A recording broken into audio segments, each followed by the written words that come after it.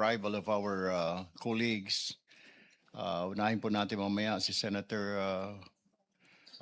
Pro Tempore Win Gatchalian, followed by Senator Rafi Tulfo, Senator JV, Senator Bam, Senator Soto, and Senator Rizon Taveras. Of course, after the chairman, it will be the vice chairman, and then the Senate Pro Tempore.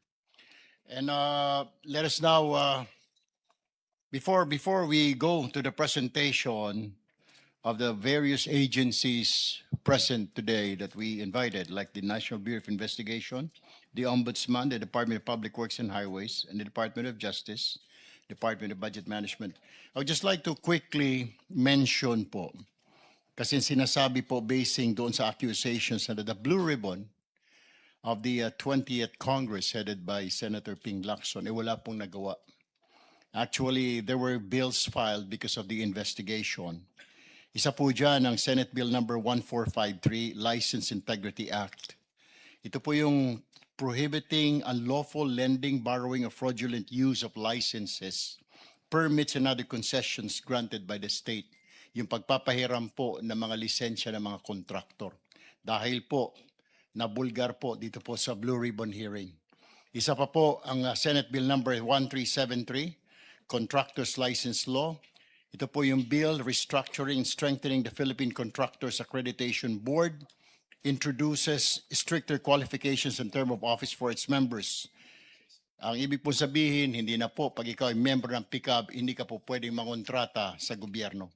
SB number 1360, Master Plan for Infrastructure and National Development Act, 30-year Comprehensive Infrastructure Development Master Plan, which shall focus on the country's long-term vision, goals, and strategy of infrastructure development.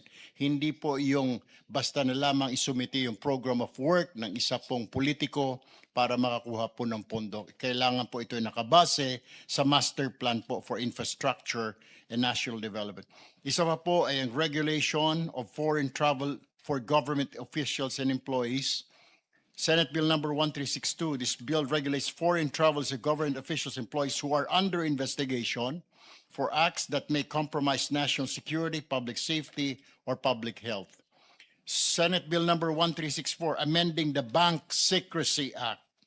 This measure proposes to amend the law by authorizing a competent court or investigating body to examine the bank deposits of public officials. Senate Bill number 1365, amending PD number 1759, penalizing the contractors and subcontractors who violate any material provision of contracts involving public works of government officials, and public officials who allow such violation.